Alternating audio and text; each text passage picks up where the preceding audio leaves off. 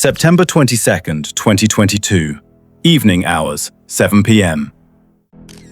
A vehicle sits motionless on Underwood Close in Harburn, Birmingham. Behind the wheel is Richard Hopley, a 43-year-old man. His occupation involves transportation services for an illegal enterprise. His responsibilities are limited to driving. The danger seems minimal. At least, that's what he believes. Tonight proves different. His mobile device illuminates. An incoming message reads, "Client approaching, remain at location."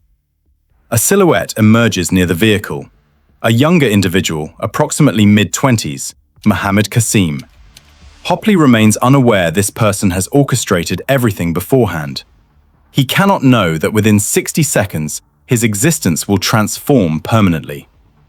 Hopley releases the door locks. The figure enters the vehicle. A cordial greeting follows. "Everything all right, friend?" A hand moves toward a pocket, appearing to retrieve payment. But currency isn't what emerges. A blade appears instead. "Stay still," Qasim instructs in subdued tones. But Hopley refuses compliance. His survival response activates instantly. His hand grasps the transmission lever. His foot applies pressure to the accelerator. Qasim lurches forward. The blade makes contact.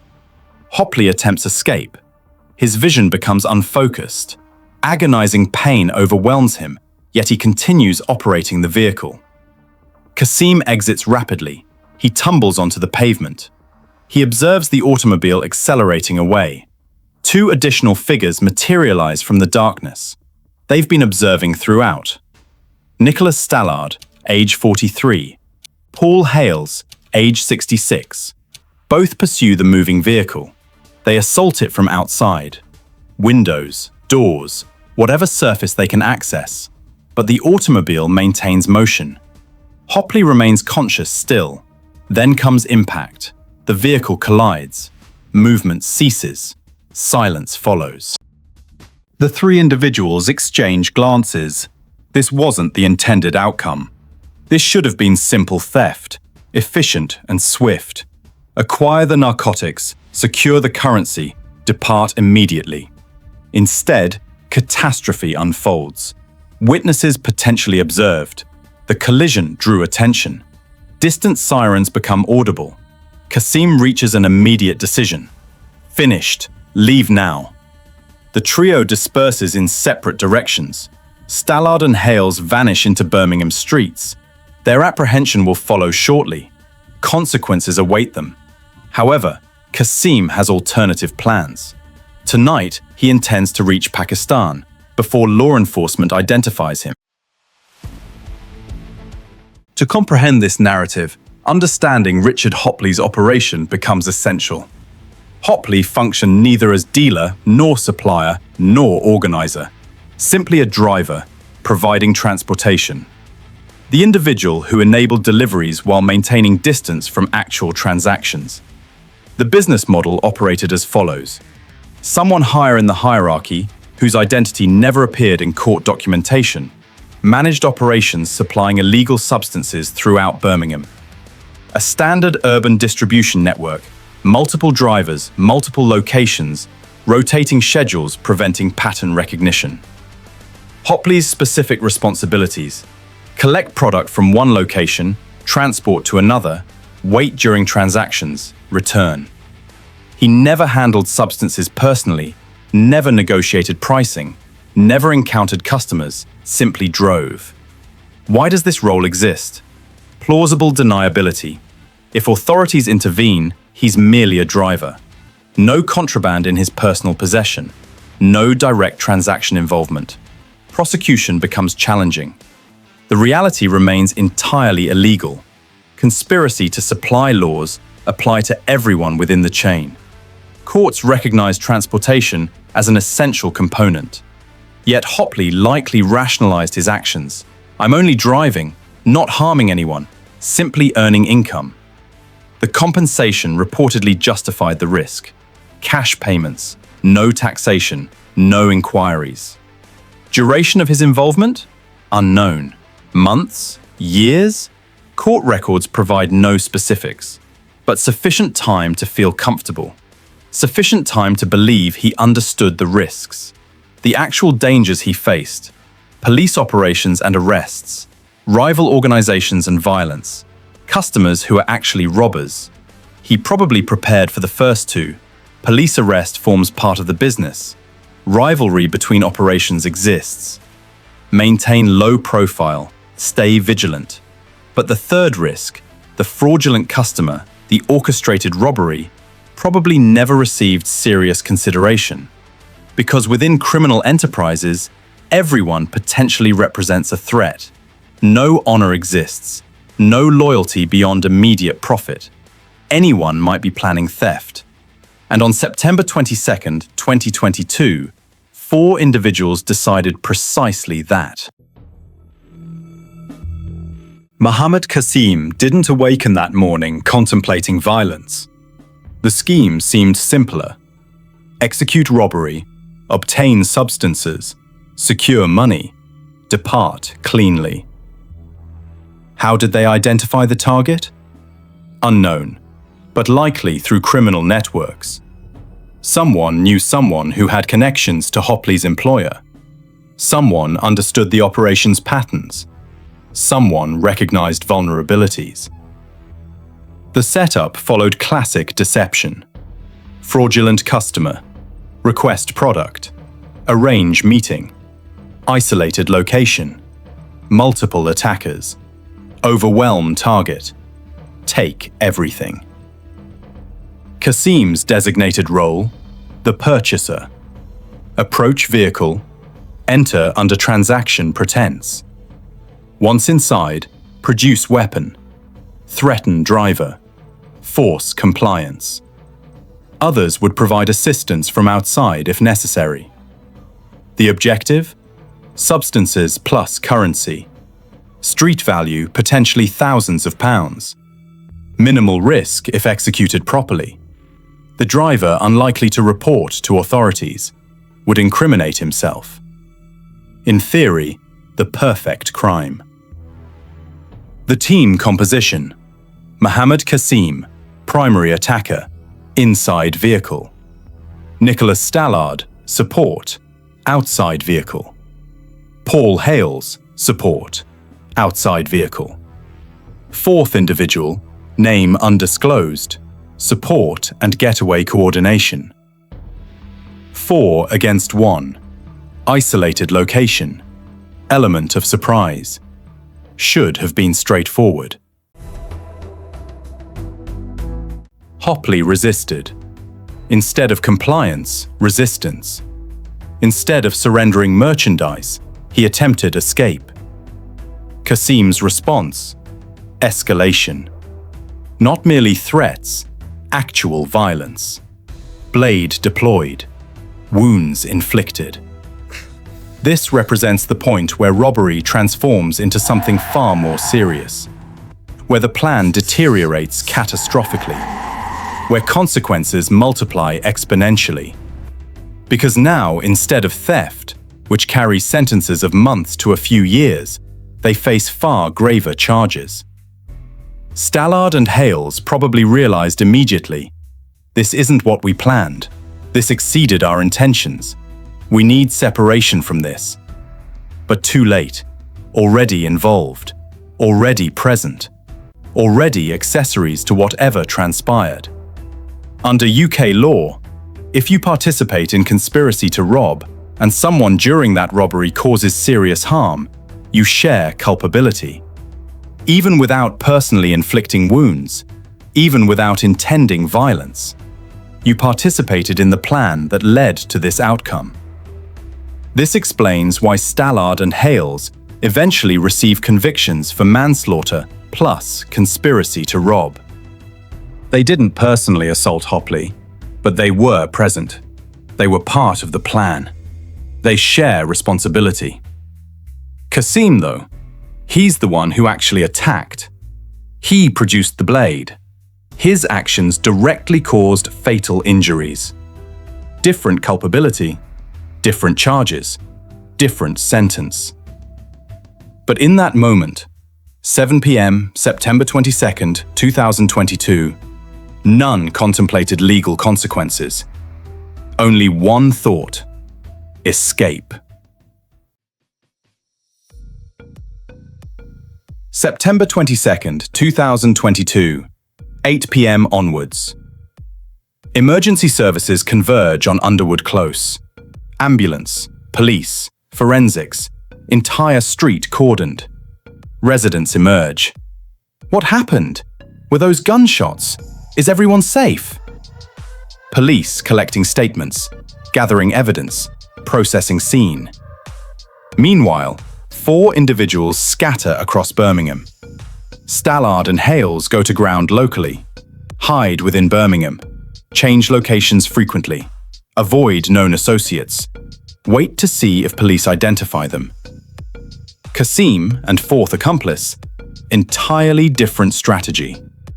They're leaving the country tonight if possible, tomorrow morning at latest. The calculation: if they remain in UK, arrest becomes inevitable. Forensics will extract DNA. Witnesses might identify. CCTV might capture faces. Only question is when police arrive. If they flee to Pakistan, extradition becomes complex. UK-Pakistan extradition treaty exists, but enforcement proves sporadic.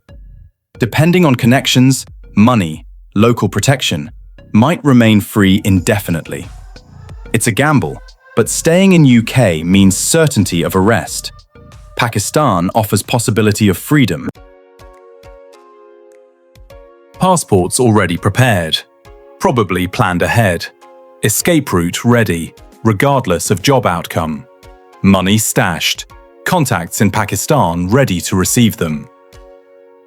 That night or next morning, 2 flights from UK to Pakistan. Probably separate flights, different airlines, different routes. Reduced detection chance. UK border force not yet alerted. Hopley's incident still being processed. Investigation just beginning. No names yet. No suspects identified. No watch lists updated. Kasim and accomplice pass through airport security, board planes, fly away. By the time police identify them, probably within 48 hours, they're already in Pakistan, already beyond immediate reach. The irony: they're free. But freedom built on violence's foundation. Freedom that cannot endure. Freedom requiring constant vigilance. And for what? Robbery that yielded nothing? Substances never taken? Money never stolen? Just chaos and consequences. But they don't know the full extent yet. Don't know Stallard and Hales will be arrested within days. Don't know their names will emerge quickly. Don't know UK authorities will pursue them internationally. For now, they simply fly away from Birmingham, away from scene, away from consequences. Or so they believe. September 23rd, 2022, morning hours. West Midlands Police Major Crime Unit assumes control of the investigation. What they know: Richard Hopley, age 43, discovered in crashed vehicle with severe chest injuries. Incident occurred at Underwood Close, Harburn, approximately 7 p.m. previous evening. Witnesses reported observing multiple individuals fleeing scene. Victim served as driver for illegal substances operation. What requires discovery? Who executed the assault?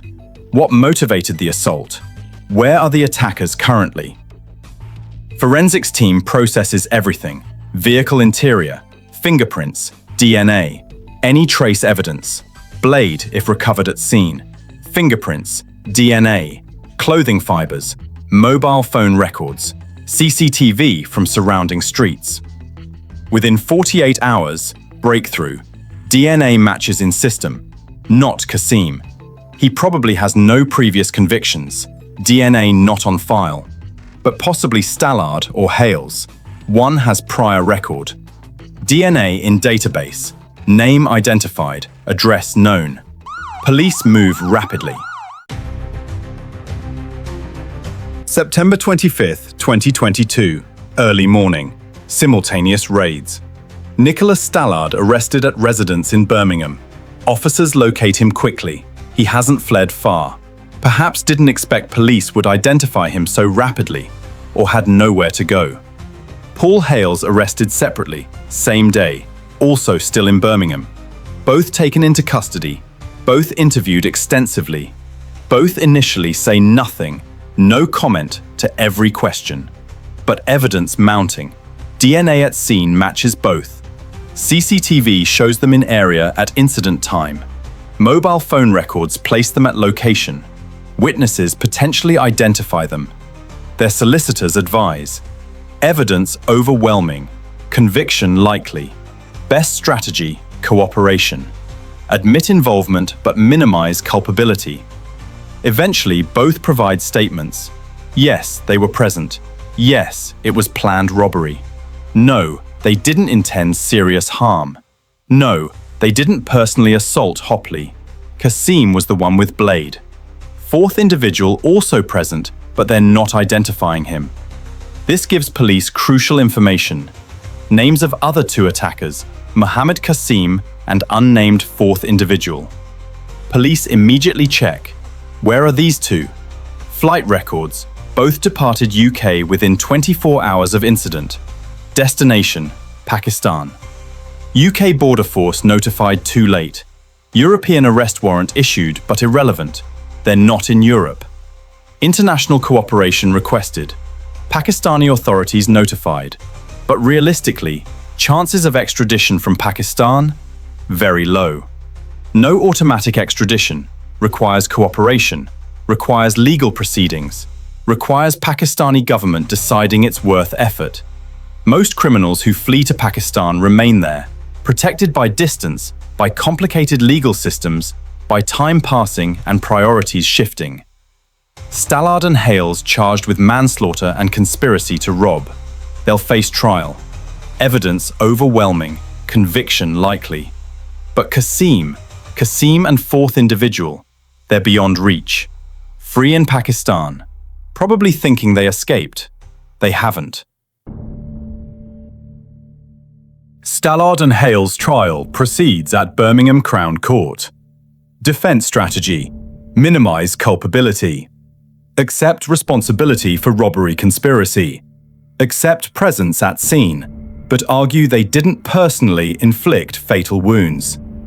That was Kasim.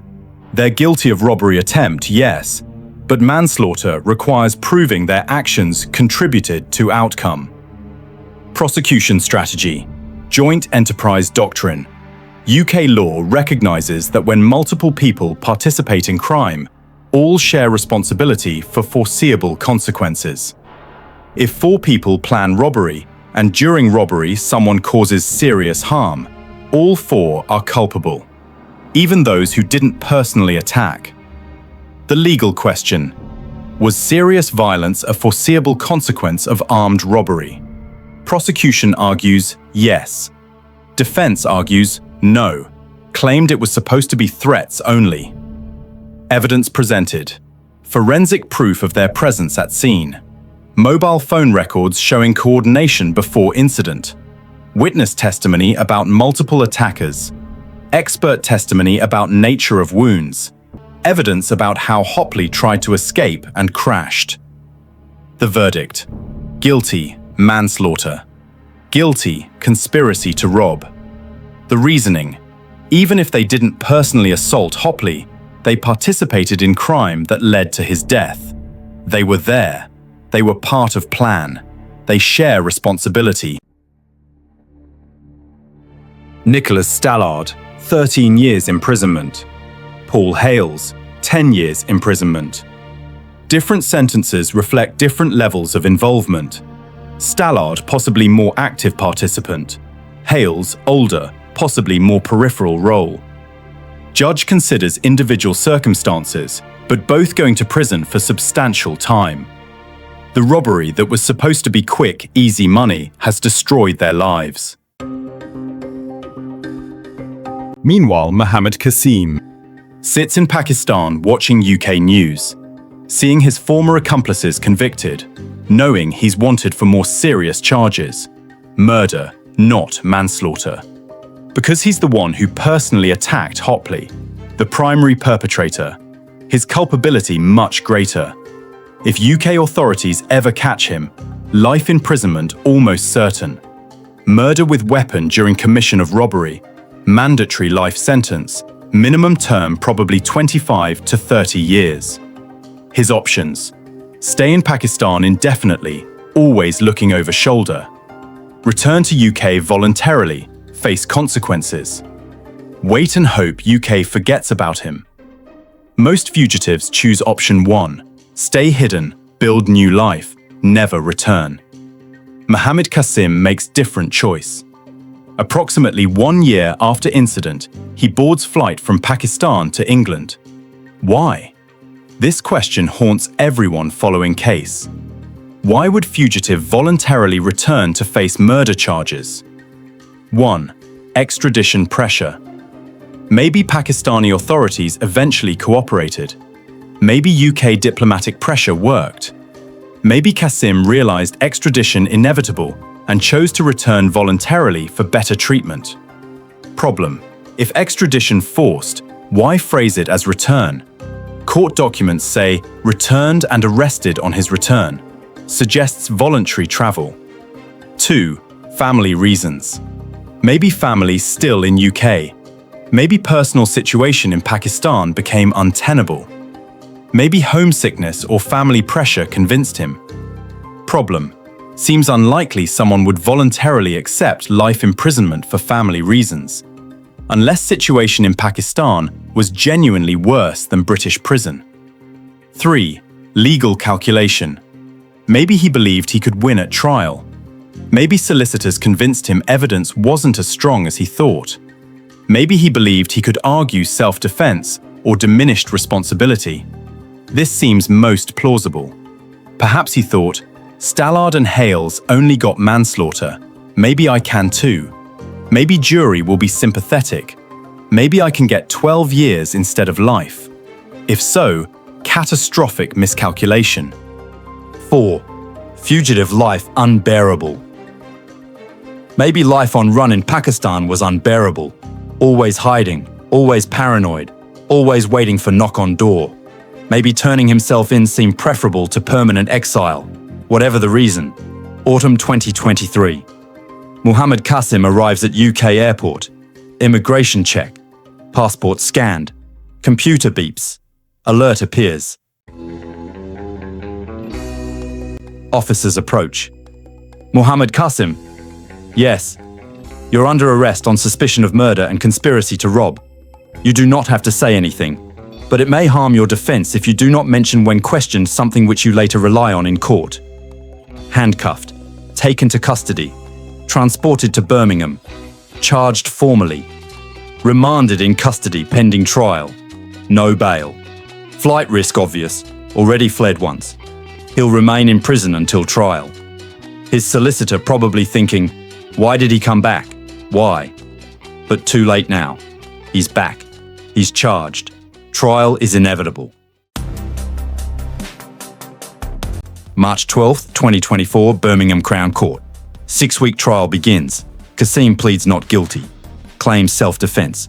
Prosecution presents DNA in vehicle CCTV footage.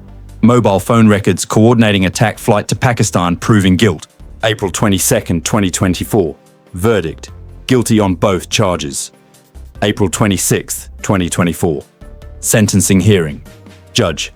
Mohammed Qasim, you approached Richard Hopley's vehicle under false pretenses. Produced knife. Attacked violently. Fled to Pakistan. Your actions showed callous disregard for human life. You took his life for financial gain. Sentence: life imprisonment. Minimum term 30 years before parole eligibility. This is the conclusion. The robbery that was supposed to be quick money ended 1 life, sent 3 to prison, and condemned 1 to imprisonment for decades. For Richard Hopley's family, no sentence is sufficient, but at least justice was served. For Qasim, that decision to return, perhaps the biggest mistake of his life. Or perhaps life in Pakistan was so unbearable that 30 years in prison seemed the better option? We'll never know. What we do know, crime never pays. And no matter how far you run, truth eventually catches up.